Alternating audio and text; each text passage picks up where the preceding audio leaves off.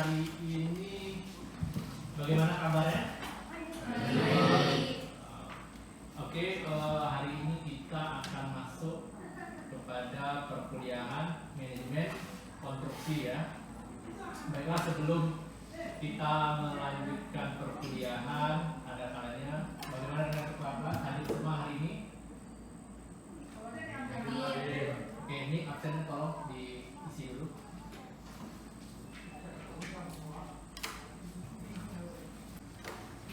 Baiklah, kita akan melanjutkan perkuliahan di minggu lalu ya. Untuk hari ini kita masuk ke materi perkuliahan manajemen konstruksi pertemuan kelima.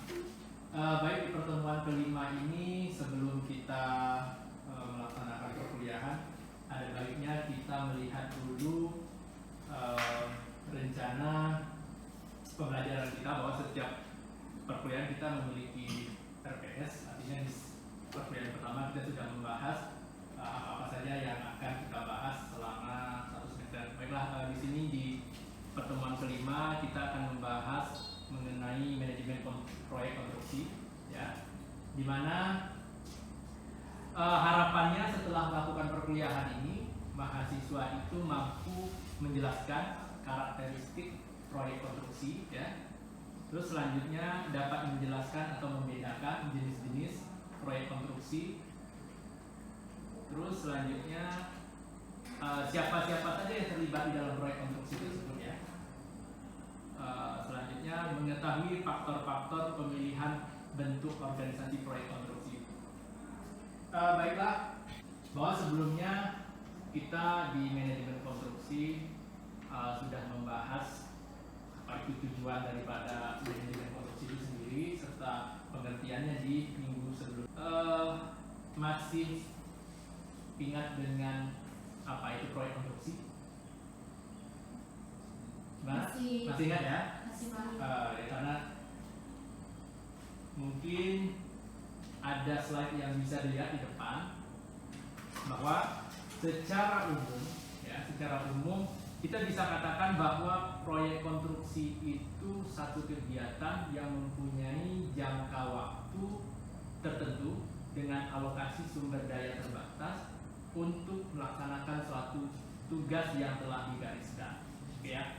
Di sini kita akan melihat proyek konstruksi itu dalam hal di mana dia merupakan kegiatan yang temporary atau terbatas. Artinya kalau bicara proyek konstruksi itu dia kegiatannya itu terbatas waktu ya. Yang kita sudah pelajari bahwa di sini juga kalau bicara lagi proyek konstruksi kita mengelola sumber daya ya. Sumber daya di dalam sebuah proyek untuk menghasilkan sebuah bangunan ya. Sumber dayanya itulah yang akan kita kelola di dalam sebuah proyek konstruksi. Nah, bicara siapa-siapa yang pihak yang terkait. Nah, di dalam sebuah proyek konstruksi banyak pihak yang terkait ya. Artinya ada pihak yang terlibat langsung maupun yang tidak langsung gitu ya. Terus di sini kalau kita bicara proyek konstruksi sering terjadinya atau sering kita membahas terkait dengan konflik ya. Kalau misalnya kita berbicara tentang proyek konstruksi pasti ada masalah konflik ya. Konflik yang terjadi pada lokasi proyek konstruksi tersebut ya. Baiklah, selanjutnya kita akan melihat, kita akan berbicara terkait dengan karakteristik proyek konstruksi. Kalau kita bicara karakteristik, apa yang terbayang dengan mahasiswa? Apa terbayang saya karakteristik? Apa sih karakteristik itu? Ciri-ciri ya, ciri-ciri atau sifat gitu ya. Ciri-ciri atau sifat. Jadi kalau kita bicara tentang karakteristik proyek konstruksi, di sini ada hal yang perlu kita perhatikan, bahwa proyek konstruksi itu bersifat unik gitu ya. Artinya proyek konstruksi itu kegiatannya unik ya. Proyek konstruksi itu bersifat unik ya. Artinya apa kalau kita bicara unik itu apa? Artinya kalau unik itu cukup bisa dikatakan tidak sama gitu ya. Artinya berbeda. Kalau unik artinya berbeda, artinya tidak sama. Nah, kalau kita bicara lagi membutuhkan sumber daya, ya. Jadi gini, kalau di proyek konstruksi itu karakteristiknya sumber daya yang dimaksud bisa berupa uang, mesin, metode, atau material. Jadi sumber daya yang kita olah bukan saja tentang sumber daya manusia itu, tapi juga ada material, ya, ada uang, terus ada metode. Metode itu cara bagaimana proyek itu bisa diselesaikan, gitu ya, paham ya? Nah, selanjutnya organisasi, ya. Uniknya bahwa proyek konstruksi ini memiliki organisasi. Kalau kita bicara organisasi, apa tuh organisasi? Sekelompok, ya, artinya gabungan daripada individu, ya, sehingga membentuk sebuah kelompok. Jadi di dalam proyek konstruksi itu ada kelompok, artinya dari individu-individu yang memiliki resource atau sumber daya akan dibentuklah sebuah organisasi. Artinya gini, kalau kita bicara pada materi sebelumnya, ada pemilik proyek, gitu ya, ada pengguna, ada penyedia, gitu ya. Nah, di masing-masing organisasi itu dia memiliki susunan-susunannya. Di pemilik proyek nanti ada organisasinya, di penyedia ada organisasi, di pengguna juga ada, paham ya?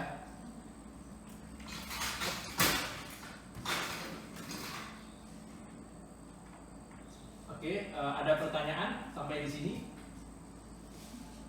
Sebelum kita lanjutkan, silakan yang mau bertanya, saya persilakan.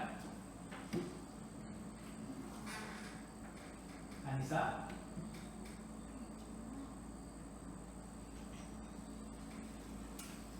Monik, silakan.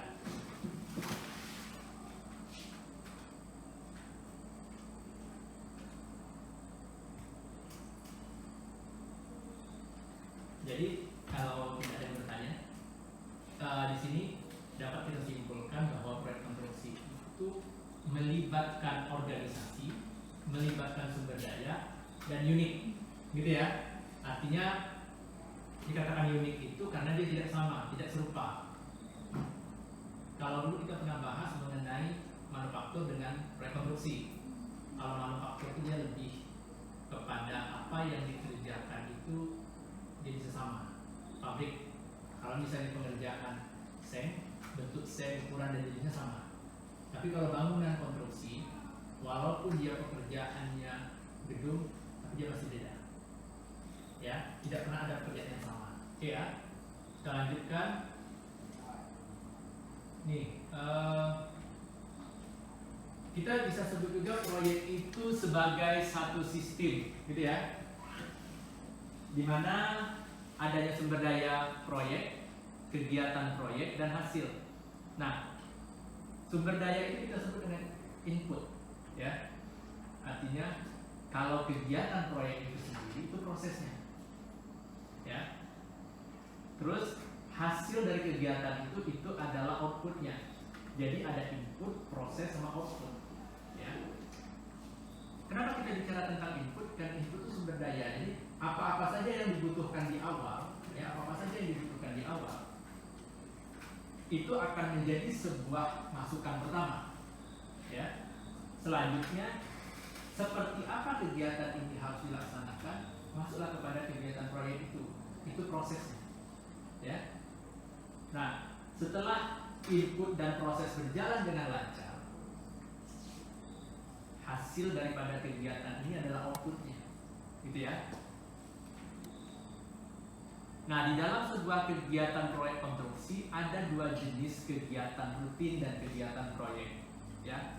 Kalau kita bicara tentang kegiatan rutin, nah, di mana kegiatan rutin itu adalah satu rangkaian kegiatan yang terus-menerus, yang berulang dan berlangsung lama, ya, itu rutin.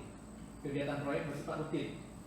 Nah, sementara untuk kegiatan proyek adalah satu rangkaian kegiatan yang hanya satu kali dilaksanakan, ya, dan umumnya berlangsung dalam jangka waktu yang pendek. Oleh karena itu, satu kegiatan proyek mempunyai awal dan akhir, kegiatan yang jelas serta hasil kegiatan yang bersifat unik.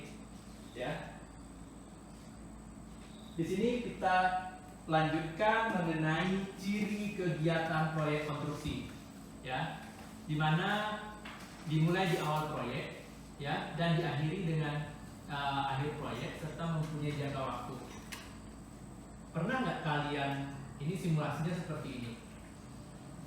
Apakah mengerjakan jalan itu sesuka-suka pemerintah tanpa jangka waktu? Tidak ya.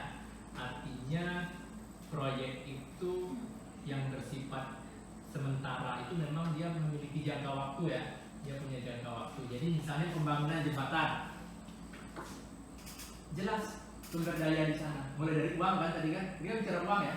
Kalau bicara uang misalnya dananya 5 miliar, itu bicara tentang sumber daya uangnya ya. Terus ada waktu. Jadi pada saat itu pekerjaan dilaksanakan, berapa? 5 bulan kah? 6 bulan kah? Gitu ya. Jadi itu bicara waktunya. Selanjutnya ada bicara metodenya.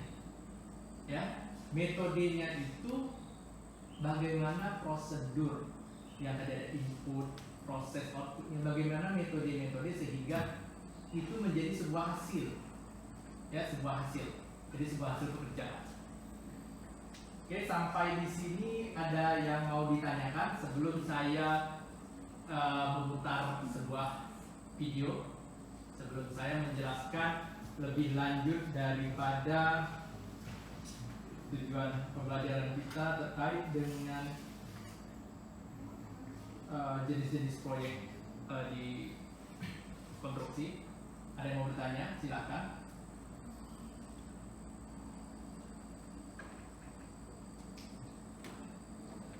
Oke, ada yang bertanya? Sudah cukup jelas? Santai, relax saja ya. Oke, baik. Sekarang saya akan mencoba untuk memutarkan sebuah video. Jadi di sini nanti silakan diperhatikan ya, video yang saya tampilkan silakan diperhatikan. Saya akan tampilkan video. Pastikan dulu beberapa video ini, nanti di sini Anda akan melihat pemahaman tentang konstruksi tersebut. Oke, baik, silakan kita perhatikan.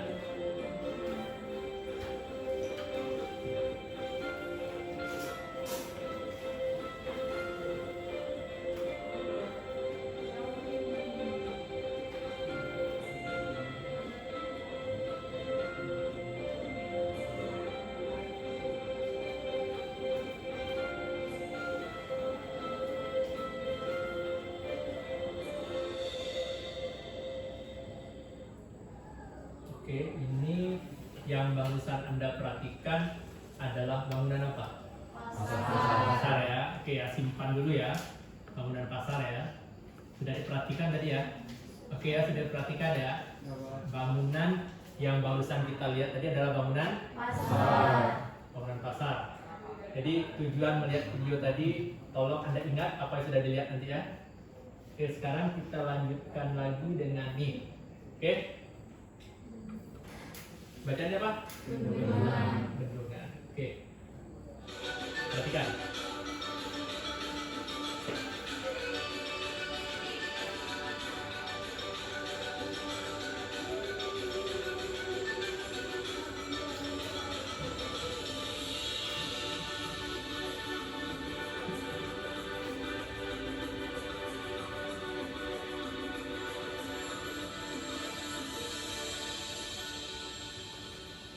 Sudah ya. Video yang barusan Anda perhatikan adalah video bendungan. Nah, bendungan. Jadi tolong disimpan ya. Informasi yang sudah disampaikan dari video tadi tolong disimpan lagi. Oke ya, tolong disimpan. Saya akan melanjutkan ke video berikutnya. Jadi sudah ada berapa video yang dilihat? Dua ya. Pasar sama bendungan. Oke, kita lanjut ke video berikutnya.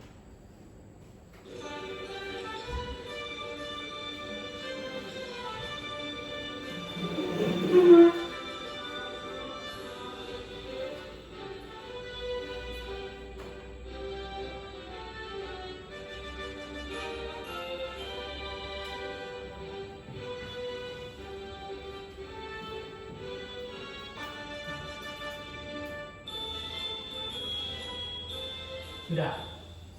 Tadi video apa? Jembatan. Jadi sudah ada baru 3 ya. Ada 3 video yang kita lihat. 3 video. 1 bangunan pasar. Yang kedua bendungan. Yang ketiga jalan dan jembatan. Oke, baru 3. Oke, ada pasar, ada bendungan, ada jalan dan jembatan. Nah, dari ketiga video yang sudah ditampilkan tadi, Anda bisa lihat di pasar itu siapa saja yang ada? Penjual, pembeli, berarti ada aktivitas ya. Artinya ada aktivitas penjual dan pembeli. Si penjual dan pembeli itu orang ya. Nah, jadi kita akan masuk ke pembahasan mengenai jenis-jenis proyek konstruksi. Ada bangunan di mana di sana ada aktivitas. Proyeknya berupa bangunan pasar. Bangunan pasar itu berfungsi untuk tempat ya, tempat aktivitas jual beli. Ya, aktivitas jual beli, ada orang, ada pembeli, ada pedagang. Terus ada bangunan. Ya. Itu cerita bangunan pasar. Nah, kalau kita bicara tentang video kedua, ada bendungan ya? Bendungan. Nah, bendungan yang dilihat tadi apa aja di sana?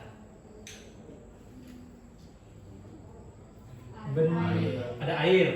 Ada air ya. Selanjutnya apa lagi yang ada di situ? Bendungan. Persawahan. Terus apa lagi? Apa? Ada apa? Lebih umum lagi? Bangunan bendungnya ya. Ada apa tadi pertama? Pertanian. Sawah ya. Sawah, terus ada airnya sendiri ya. Terus ada bangunannya.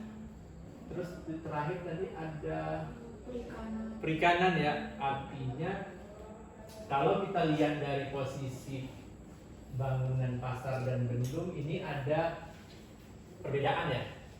Perbedaannya pasti sudah mulai nampak nih. Dia sama-sama bangunan kan. Tadi ada bendungnya ya, ada bangunan bendungan, terus ada bangunan pasar. Dari aktivitas sudah mulai berbeda? Berbeda ya. Oke, kita masuk ke jalan dulu, nanti kita stop dulu di sini ya. Kita masuk ke jalan dan jembatan. Apa yang bisa dilihat dari sana? Kendaraan. Orang. Kalau dilihat dari bangunan gedung dengan jalan, bangunan gedung lebih kepada orangnya berdiam nggak? Kalau jalan, aktivitas ini ya, transportasi ya, sudah mulai ini nampak ciri-cirinya ya. Nah, sekarang kita masuk kepada jenis-jenis proyek konstruksi. Pernah dengar bangunan sipil? Bangunan gedung? Pernah. Bangunan sipil dengan bangunan gedung. Yang mana bangunan gedung dan mana yang bangunan sipil? Dari 3 video. Bangunan gedung, pasar, bangunan sipil, jalan. Gimana? Coba. Anissa coba sebut. Kalau bangunan gedung, bangunan pasar. Kalau bangunan sipil, jembatan dan jalan. Bendungan. Oke, berarti di sini tanpa perlu saya sebutkan atau tanpa perlu saya jelaskan jenis atau ciri-ciri daripada proyek konstruksi, Anda sudah bisa membedakan ya. Artinya dari hanya melihat video saja, ini sudah nampak ya perbedaannya, bahwa dari ketiga video tadi ada yang namanya ciri-ciri dari kelompok bangunan gedung dan bangunan sipil. Nah, Di sini bisa kita lihat bahwa bangunan gedung itu menghasilkan tempat orang bekerja. Oke? Tadi mungkin ada satu video terlewat terkait dengan asrama juga, ya. Jadi dia sama-sama bangunan gedung ya. Terus dilaksanakan pada lokasi yang relatif sempit dan kondisi pondasi umumnya sudah diketahui. Ya. Kenapa kita berbicara dengan ciri-ciri seperti ini? Yang kita perhatikan di video tadi seperti ini kan, ciri-cirinya kan. Artinya di situ tempat aktivitas orang kan. Kalau kita bicara gedung, mau itu pasar, mau itu hotel, mau itu rumah sakit, mau itu gedung sekolah, tempat aktivitas orang kan. Nah, kalau kita geser kepada dua video yang tadi, ada video bendungan dan video jalan dan jembatan, bisa kita lihat bangunan sipil, diantaranya jembatan, jalan, bendungan dan infrastruktur lainnya. Jadi di saat kita kuliahnya di teknik sipil, artinya ini tidak lagi menjadi Anda tidak tahu gitu ya. Artinya Anda sudah cukup jelas. Kalau bicara sipil ini, kalau bicara ciri jenis proyek konstruksi gedung ini, gitu ya. Jadi kalau kita bicara bangunan sipil itu lebih kepada bangunan untuk kepentingan umum. Oh ya. Kalau jalan, coba lihat di sini. Nah, kita perhatikan dari video pertama tentang bendungan tadi, ada mengendalikan alam agar berguna bagi kepentingan manusia. Bendung tadi mengendalikan alam dari yang posisi yang mungkin mata airnya kecil, sungainya kecil, dibendung dengan kapasitas sekian dapat menampung, terus dengan tujuan bisa dialiri untuk kepentingan masyarakat, manusia. Paham ya? Bisa dipahami ya? Oke, bisa dipahami. Terus yang kedua, lokasi yang luas atau panjang dengan kondisi pondasi sangat berbeda satu sama lain. Artinya, kalau gedung itu berada di posisi bisa kita bilang satu tempat. Tapi kalau jalan, bendungan, atau jembatan itu kan posisinya beda. Ya, oke, paham ya? Bisa dipahami ya? Terus selanjutnya manajemennya memecahkan permasalahan. Artinya ada titik-titik tertentu itu akan berbeda penanganan dengan titik-titik yang berbeda. Oke ya? Bisa dipahami sampai di sini? Oke. Selanjutnya direncanakan dan dilaksanakan oleh disiplin ilmu perencanaan dan pelaksanaan yang berbeda. Artinya cukup banyak multidisiplin ilmu yang harus terlibat di dalam sebuah proyek bangunan sipil. Artinya semua disiplin ilmu bisa terlibat. Sampai di sini cukup jelas? Jelas. Oke, kalau cukup jelas kita lanjutkan kepada tahapan kegiatan dalam proyek konstruksi. Ya, tahapan kegiatan dalam proyek konstruksi. Nah, di dalam sebuah tahapan proyek konstruksi itu kita mengenal ada aspek yang harus dikaji dalam setiap tahapan, ya. Sebelum kita masuk kepada tahapan kegiatan dalam proyek konstruksi tersebut, kita perlu mengetahui adanya aspek yang perlu kita kaji atau kerangka dasar daripada proses konstruksi tersebut, ya, yaitu adanya aspek fungsional, ya, terus ada aspek lokasi dan lapangan, ya, selanjutnya ada aspek konstruksi dan aspek operasional. Nah, kalau kita bicara tentang aspek fungsional, itu kita lebih berbicara kepada konsep umum, gitu ya, konsep umum, pola operasional, program tata ruang, dan lain sebagainya. Ya, kalau kita bicara aspek lokasi dan lapangan, pernah dengar topografi? Iklim? Pernah ya? Topografi, iklim, ya. Lagi? Terus selanjutnya ada informasi tentang prasarana ya, formalitas hukum dan lain sebagainya.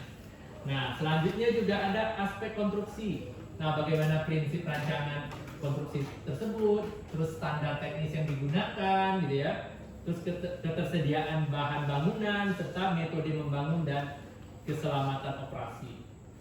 Yang terakhir adanya aspek operasional, yaitu terkait dengan apa? Administrasi proyek. Harus kas. Administrasi proyek itu ya bicara tentang kontraknya gitu ya, tentang proses untuk mendapatkan proyek itu dari proses pelelangan ya. Selanjutnya ada arus kas. Jadi di dalam aspek operasional ini kita juga bicara tentang arus kas. Ya, kalau arus kas itu bicara uang masuk dan uang keluar. Ya. Jadi seperti apa proses keuangan dalam sebuah proyek tersebut. Selanjutnya ada juga terkait dengan keselamatan dan kesehatan kerja. Oke, di sini ada 4 kelompok aspek yang harus dikaji dalam setiap tahapan. Dalam setiap tahap yang merupakan kerangka dasar daripada proses konstruksi. Baiklah, kita akan melanjutkan kepada tahapan kegiatan dalam proyek konstruksi tersebut. Jadi di dalam sebuah proyek konstruksi itu ada tahapan yang harus kita lewati, yaitu terkait dengan yang pertama tahapan studi kelayakan. Ya, tahapan studi kelayakan. Di sini ada yang pernah mendengar terkait apa itu studi kelayakan? Mungkin di mata kuliah sebelumnya.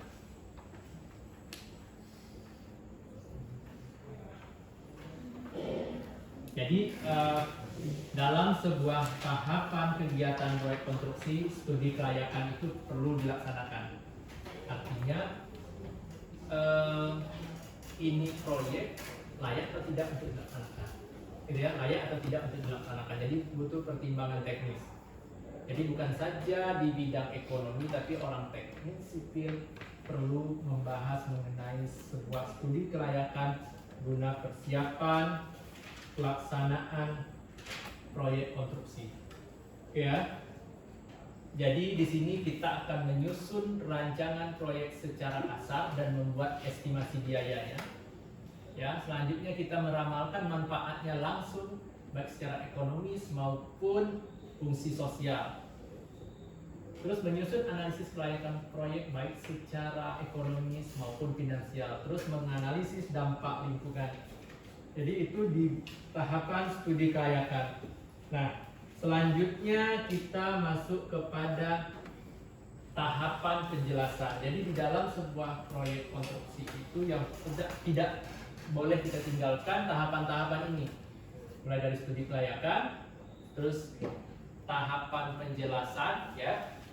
Tahapan penjelasan ini atau briefing, di mana tujuan dari tahapan penjelasan ini yaitu pemilik proyek penjelasan dari pemilik proyek mengenai fungsi proyek dan biaya, ya, sehingga konsultan perencana dapat secara tepat mentafsirkan keinginan proyek. Jadi contohnya gini, misalnya Anissa menjadi owner dari sebuah hotel, ya, owner dari sebuah hotel, otomatis dia akan melakukan atau menjelaskan apa keinginan yang mau dibangun.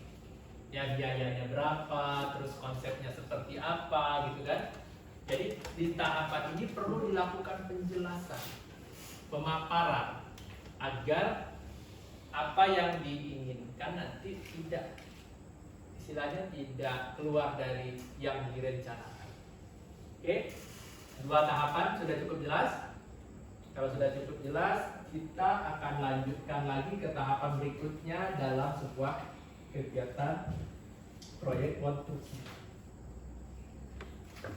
Nah, di sini ini yang paling penting juga nih. Tadi kan kita sudah di tahap penjelasan ya, di tahap penjelasan. Selanjutnya kita masuk kepada tahap perancangan atau desain. Ya, jadi tadi kita sudah mendengarkan dari pemiliknya terkait dengan tahapan penjelasan.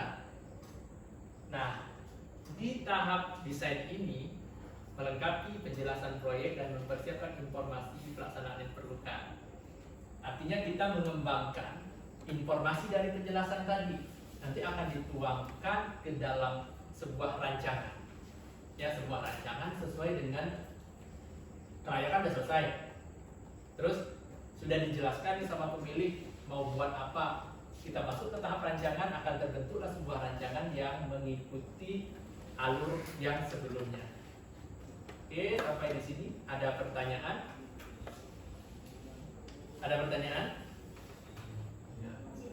Tidak.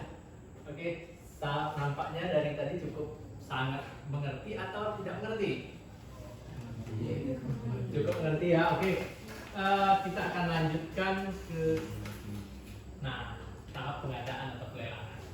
Jadi kalau kita di dalam proyek konstruksi itu kita tidak terlepas dari bicara tentang pelelangan, namanya manajemen konstruksi proyek.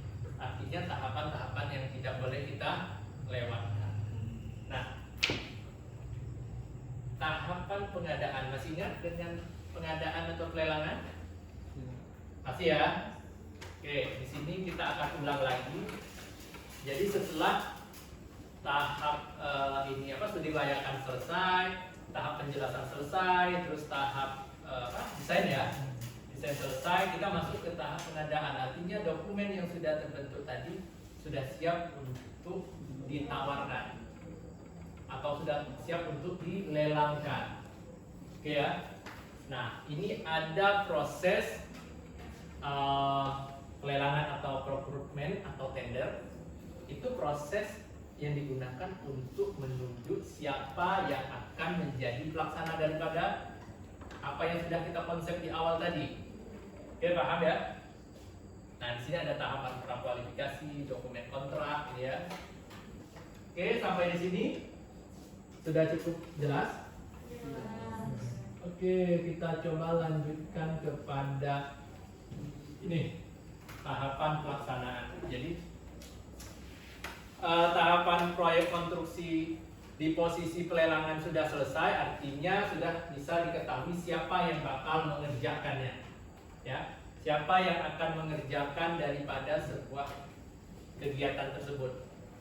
Nanti kita masuk kepada tahap pelaksanaan. Jadi kalau tahap pelaksanaan ini mewujudkan bangunan yang dibutuhkan oleh pemilik, oleh si owner tadi, ya, dan sudah dirancang oleh konsultan perencana dengan batasan biaya dan waktu yang telah disepakati. Oke ya, waktu yang telah disepakati dengan mutu yang sudah jelas. Jadi jadwalnya harus jelas, organisasi, tenaga, peralatan dan material. Ya, koordinasi sudah cukup jelas. Jadi lakukanlah pelaksanaan, proses pelaksanaan hasil dari tahapan-tahapan sebelumnya. Ya. Jadi di tahap pelaksanaan ini artinya Anda melaksanakan pekerjaan yang sesuai dengan yang sudah direncanakan. Tadi kan sudah mendapat pemenang melalui prosedur pelelangan. Sekarang dilaksanakan melalui prosedur pelaksanaan. Oke, kita lanjutkan lagi. Nah, di sini ada tahap pemeliharaan dan persiapan pengguna atau maintenance and startup. Jadi tujuannya apa? Nih, kalau pemeliharaan dan persiapan ini tujuannya menjamin kesesuaian bangunan yang telah selesai. Artinya bangunan yang telah diselesaikan harus benar-benar sesuai dengan kontrak. Ya, harus benar-benar sesuai dengan kontrak. Nah, di dalam tahapan ini kita akan melakukan proses catatan pelaksanaan, baik data-data, artinya prosedur pelaksanaan semuanya sesuai atau tidak, meneliti bangunan ini sudah pas atau belum, gitu ya, bangunan sudah pas atau belum. Terus mempersiapkan petunjuk operasional, artinya gini, misalnya Anda sudah membuat sebuah rumah sakit, di sini ada SOP, artinya oh ini untuk masuknya posisinya di sini, arahnya di sini, terus ini ada SOP yang perlu dijalankan karena bangunan ini bangunan khusus misalnya. Itu harus ada disiapkan SOP-nya sebelum bangunannya dipakai. Ada pertanyaan? Nisa ada pertanyaan atau Moni, Rizal? Silakan. Kalau ada pertanyaan terkait dengan proyek konstruksi, silakan.